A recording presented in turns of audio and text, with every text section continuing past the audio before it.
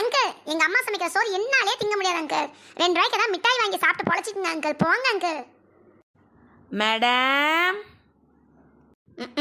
இப்பதான் ஒரு பிச்சைக்காரன் வந்தான், அடுத்து ஒரு பிச்சைக்காரியா? யாருமா, என்ன வேணும்? மேடம், நான் பக்கத்தில் இருக்க முதியோர் இல்லத்துலேருந்து வந்திருக்கேன் மேடம். முதியோர் இல்லம்மா, இருமா வரேன். என் பேர்ல 500 ரூபாய் எழுதிக்க வந்துடுறேன்.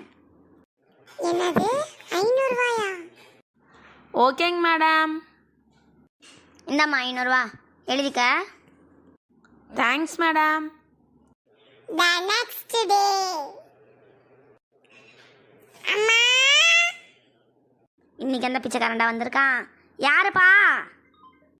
அம்மா, நான் பிச்சைக்காரன் இல்லம்மா, பக்கத்துல இருக்க முதியோர் இல்லத்துல இருந்து வந்திருக்கேம்மா.